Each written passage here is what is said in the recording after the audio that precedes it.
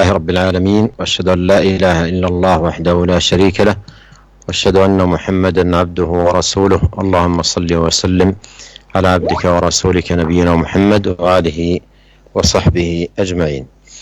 أما بعد، قال الشيخ رحمه الله: الدرس 13: فروض الوضوء. فروض الوضوء وهي 6: غسل الوجه، ومنه المضمضة والاستنشاق، وغسل اليدين مع المرفقين، ومسح جميع الرأس ومنه الأذنان، وغسل الرجلين مع الكعبين، والترتيب والموالاة. ويستحب تكرار غسل الوجه واليدين والرجلين 3 مرات، وهكذا المضمضة والاستنشاق، والفرض من ذلك مرة واحدة. أما مسح الرأس فلا يستحب تكراره كما دلت على ذلك الأحاديث الصحيحة. قال رحمه الله: فروض الوضوء جمع فرض، والفرض في الشرع معناه ما أمر به على سبيل أو ما أمر به على سبيل الإلزام، وهي 6. قال الله تعالى: فاغسلوا وجوهكم وأيديكم إلى المرافق وامسحوا برؤوسكم وأرجلكم إلى الكعبين. فهذه الآية أوجبت الوضوء للصلاة، وبينت الأعضاء التي يجب غسلها أو مسحها في الوضوء، وحددت مواقع الوضوء منها، ثم جاءت السنة النبوية شارحة ومفصلة. Bismillahirrahmanirrahim. Segala puji bagi Allah, salawat dan salam semoga senantiasa tercurahkan kepada Nabi kita Muhammad sallallahu alaihi wasallam, juga kepada seluruh keluarganya dan para sahabat-sahabatnya. Para pemirsa dan pendengar yang semoga dirahmati oleh Allah Subhanahu wa taala, kita lanjutkan kajian kita pada kitab Ad-Durus Al-Muhimmah li'ammatil ummah, pelajaran-pelajaran penting untuk segenap umat. Dan kita telah sampai pada pelajaran ke-13, yaitu furudul wudu, kewajiban atau wajib wudu. Berkata Syekh rahimahullah, pelajaran ke-13, wajib wudu. Wajib wudu ada 6. Membasuh muka dan termasuk berkumur-kumur dan beristinsyak, mencuci kedua tangan sampai 2 siku, membasuh seluruh kepala dan termasuk darinya 2 telinga, mencuci atau membasuh kedua kaki sampai 2 mata kaki, tertib dan terus menerus berkelanjutan, tidak diputus. Dan disunnahkan untuk mengulangi membasuh muka, kedua tangan dan kedua kaki 3 kali. Begitu juga dengan berkumur-kumur dan istinsyak, yaitu masukkan air ke dalam hidung kemudian mengeluarkannya. Dan yang wajib dari wudu tersebut adalah dibasuh 1 kali. Adapun mengusap kepala maka tidak disunahkan untuk diulangi, sebagaimana yang diterangkan oleh hadis-hadis yang sahih. Berkata Syekh rahimahullah, wajib wudu, furud jamak dari kata fard.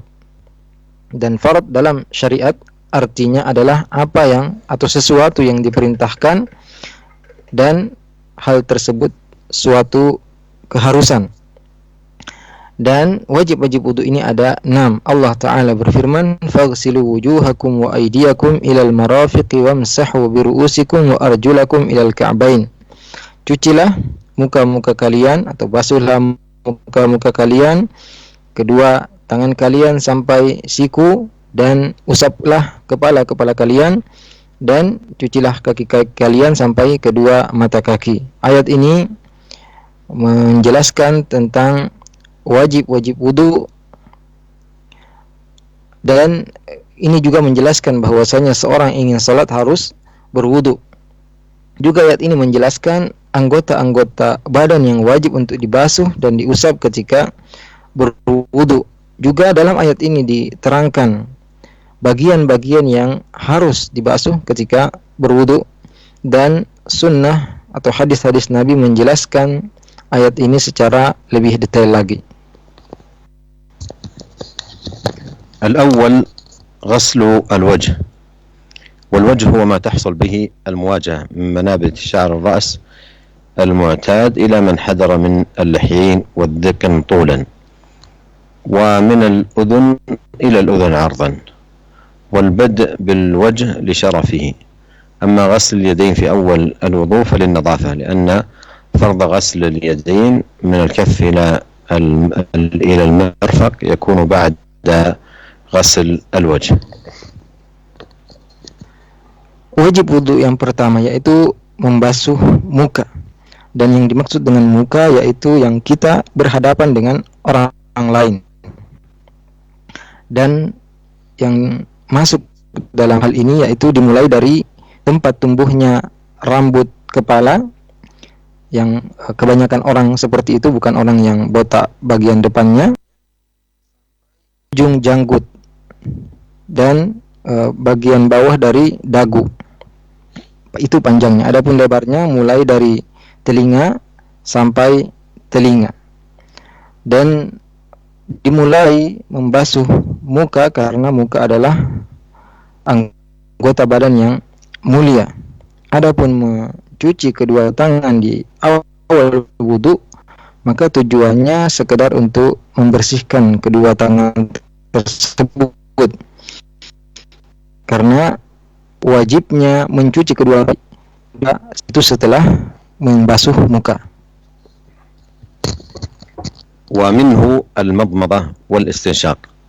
قوله ومنه أي من الوجه، لأن المضمضة للفم والاستنشاق للأنف، والفم والأنف من الوجه، فيدخل في قول الله تعالى فاغسلوا وجوهكم. ويستدل له بفعل النبي صلى الله عليه وسلم كحديث عثمان فمضمض واستنثر. والمضمضة هي وضع الماء في الفم وتحريكه من أجل تنقية الفم وتنظيفه. والاستنشاق أن يجذب الماء بنفس قوي إلى أقصى الأنف. والاستنثار دفع الماء إلى الخارج ليحصل بذلك تنقية الخيشوم مما يعلق به. Dan termasuk bagian dari muka yaitu berkumur-kumur dan beristinsyak. Karena yang dimaksud berkumur-kumur di sini yaitu bagian dari wajah, dan berkumur-kumur itu untuk mulut. Adapun istinsyak itu untuk hidung. Dan mulut dan hidung termasuk bagian dari wajah. Maka masuk dalam firman Allah Ta'ala, faghsilu wujuhakum, basuhlah wajah-wajah kalian. Juga dalil wajibnya bermadmadah dan beristinsyak yaitu perbuatan Nabi sallallahu alaihi wasallam dalam hadis Utsman radhiyallahu anhu, beliau mengatakan famadmada wastanthar, kemudian beliau berkumur-kumur dan mencuci ke bagian dalam hidungnya.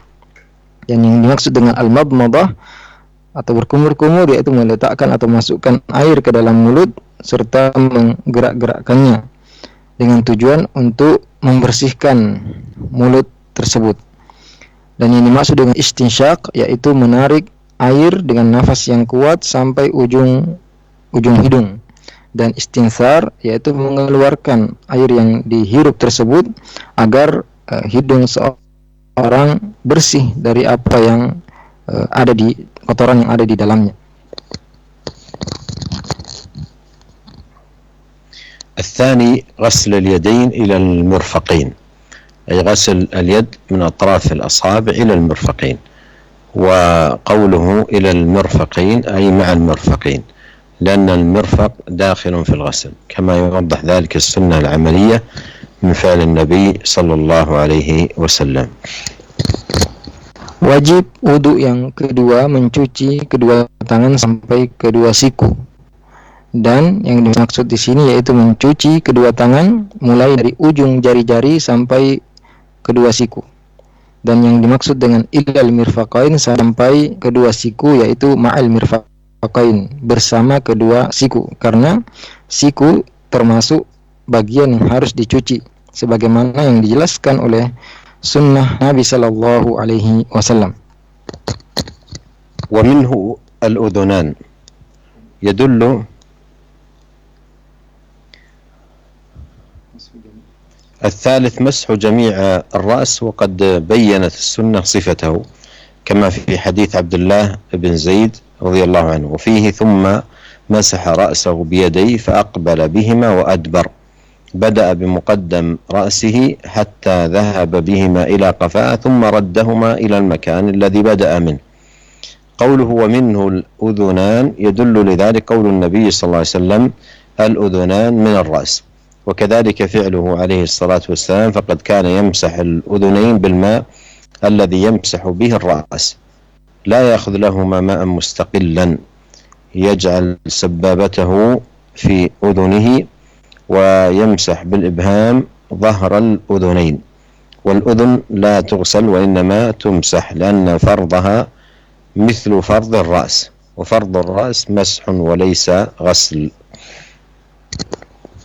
Wajib wudhu yang ketiga yaitu mengusap seluruh kepala. Sunnah telah menjelaskan tata cara mengusap kepala sebagaimana dalam hadis Abdullah bin Zaid radhiyallahu anhu.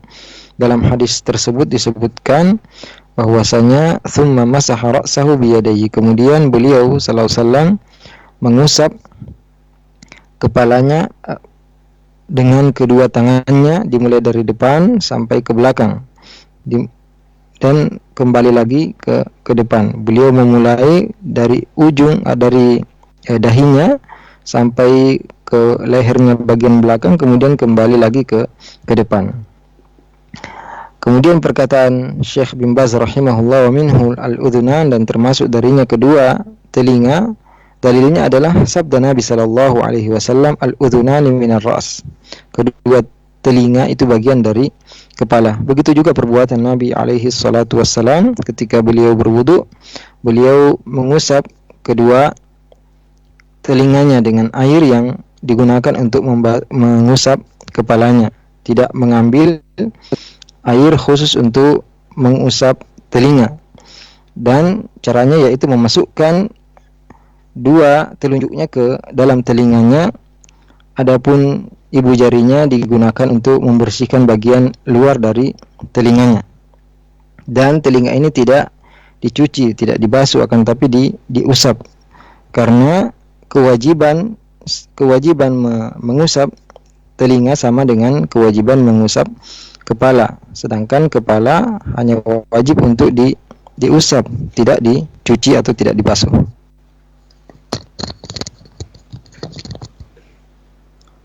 الرابع غسل الرجلين مع الكعبين، كما قال تعالى وأرجلكم إلى الكعبين، فإن إلى بمعنى مع، وللأحاديث الواردة في صفة الوضوء فإنها تدل على دخول الكعبين في المغسول. Wajib wudhu yang keempat adalah mencuci kedua kaki sampai dua mata kaki. Ya, Allah Ta'ala berfirman wa arjulakum ilal ka'bain, dan kaki-kaki kalian sampai dua mata kaki. Dan kata ila sampai di sini maknalah ma'a, bersama, karena hadis-hadis yang menjelaskan sifat wudhu Nabi sallallahu alaihi wasallam menunjukkan bahwasanya dua mata kaki termasuk bagian yang harus dicuci. الخامس الترتيب، أن يؤتى بهذه الفروض الوجه ثم اليدين ثم الرأس ثم القدمين على هذا النحو من الترتيب كما جاء في الآية، لأن الله تعالى ذكرها مرتبة، ولأنه أدخل ممسوحا وهو الرأس بين مغسولين، ولفعل النبي عليه الصلاة والسلام، فإن من نقل صفة وضوئه صلى الله عليه وسلم نقلها مرتبة على هذا النحو. Wajib wudhu yang kelima yaitu tertib, berurutan, ya, dilakukan sesuai dengan urutan yang disebutkan tadi, mulai dari wajah, kemudian dua tangan, kemudian kepala, kemudian dua kaki, ya, sebagaimana tertera dalam ayat wudhu. Dan Allah Subhanahu wa ta'ala menyebutkannya secara berurutan. Bahkan beliau memasukkan anggota badan yang diusap di antara dua anggota badan yang harus dicuci. Juga perbuatan Nabi sallallahu alaihi wasallam, semua yang menyebutkan tata cara wudhu Nabi sallallahu alaihi wasallam, mereka menyebutkan bahwasanya Nabi melakukannya secara berurutan. السادس الموالاة يعني لا يفصل بين عضو وآخر، والضابط ألا يؤخر غسل عضو حتى ينشف الذي قبله، بل يوالي بينها، فيغسل العضو ثم يغسل العضو الذي يليه مباشرة، لأن توضؤ النبي صلى الله عليه وسلم كان متواليا ولم يكن يفصل بين أعضائه. Wajib wudhu yang keenam mualah, yaitu terus menerus, tidak memisahkan antara mencuci satu anggota badan dengan anggota badan yang lain, yaitu dengan cara tidak mengakhirkan mencuci anggota badan sampai kering anggota sebelumnya, akan tapi dilakukan terus menerus. Begitu selesai mencuci satu, mencuci anggota badan berikutnya, dan begitu seterusnya. Karena Nabi Shallallahu Alaihi Wasallam berwudu seperti ini, dan beliau tidak memisahkan antara satu anggota wudu dengan anggota wudu yang lainnya. قال رحمه الله: ويستحب تكرار غسل الوجه واليدين والرجلين 3 مرات، وهكذا المضمضة والاستنشاق، والفرض من ذلك مرة واحدة. فعن ابن عباس رضي الله عنهما قال: توضأ النبي صلى الله عليه وسلم مرة. وعن عبد الله بن زيد رضي الله عنه أن النبي صلى الله عليه وسلم توضأ مرتين. وعن عثمان بن عفان رضي الله عنه أنه دعا بإناء فأفرغ على كفيه 3 مرات 3 مرار، فغسلهما ثم أدخل يمينه في الإناء فمضمض واستنشق، ثم غسل وجهه 3 ويديه إلى المرفقين 3 مرات 3 مرار، ثم مسح برأسه، ثم غسل رجلي 3 مرار إلى الكعبين، ثم قال رسول الله صلى الله عليه وسلم: من توضأ نحو وضوء هذا ثم صلى ركعتين لا يحدث فيهما نفسه غفر له ما تقدم من ذنبه وهو أكمل.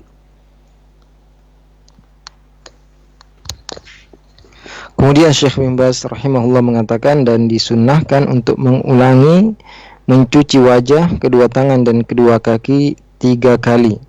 Begitu juga dengan berwudu dan istinsyak, dan yang wajib darinya hanya 1 kali.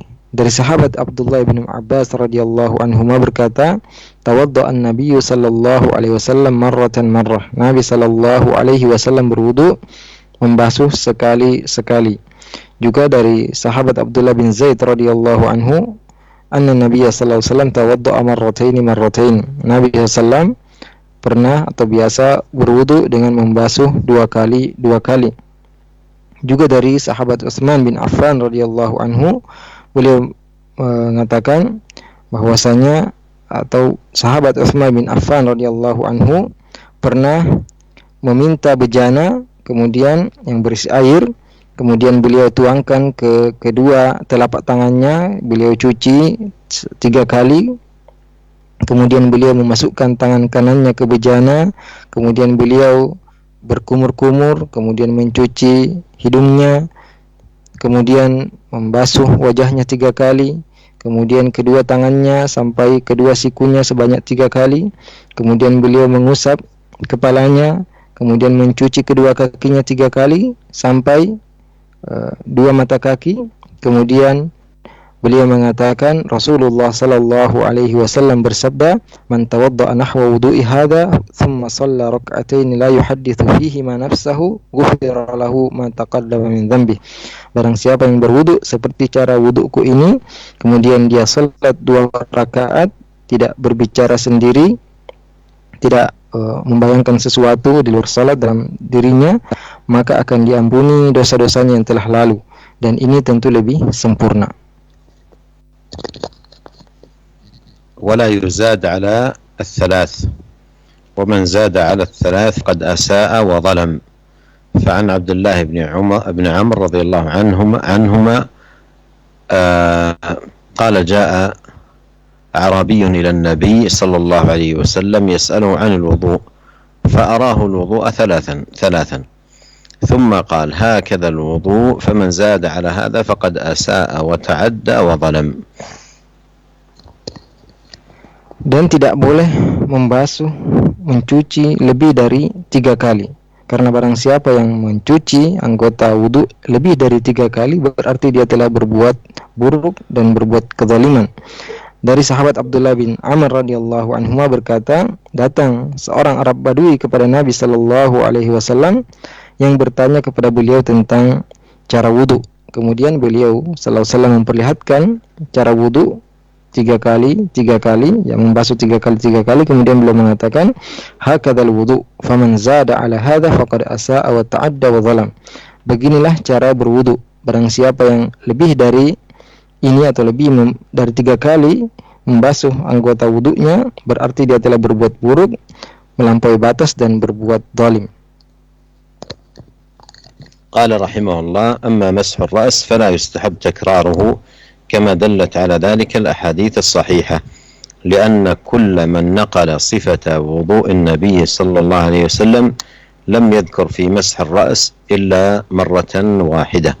قال ابن القيم رحمه الله: والصحيح أنه لم يكرر مسح رأسه، بل كان إذا كرر غسل الأعضاء أفرد مسح الرأس، هكذا جاء عنه صريحا، ولم يصح عنه صلى الله عليه وسلم khilafuhu al-battah.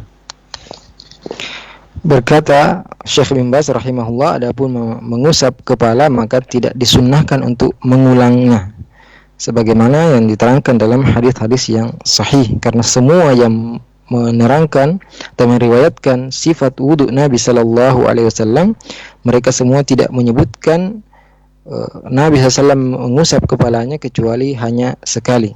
Berkata Ibnu Qayyim rahimahullah, dan yang benar yaitu tidak boleh mengulangi untuk mengusap kepala ketika berwudu, karena Nabi SAW apabila mengulangi lebih dari sekali ketika beliau mencuci anggota-anggota wudunya, beliau mengusap kepalanya hanya sekali. Begini keterangan yang datang dari beliau secara jelas dan tidak sahih dari Nabi SAW selain cara ini. نسأل الله عز وجل أن يوفقنا أجمعين لكل خير، وأن ينفعنا بما علمنا، وأن يزيدنا علما، ونسأله سبحانه وتعالى أن يبلغنا أجمعين رمضان، وأن يعيننا فيه على الصيام والقيام إيمانا واحتسابا على الوجه الذي يرضيه عنا.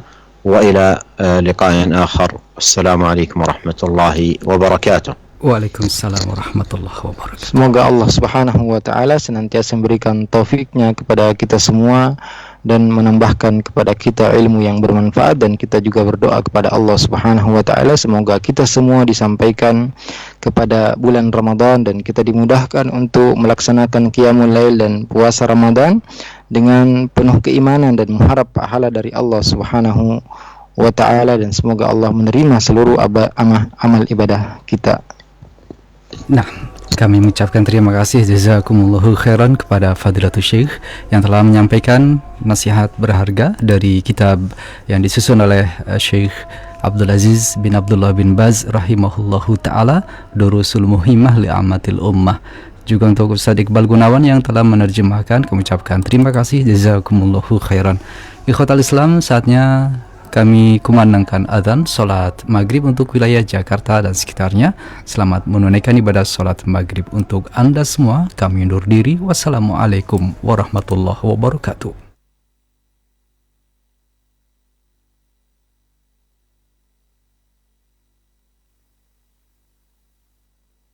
Ikhwatal Islam, kita simak dikumandangkannya azan bagi daerah Jakarta dan sekitarnya. Allah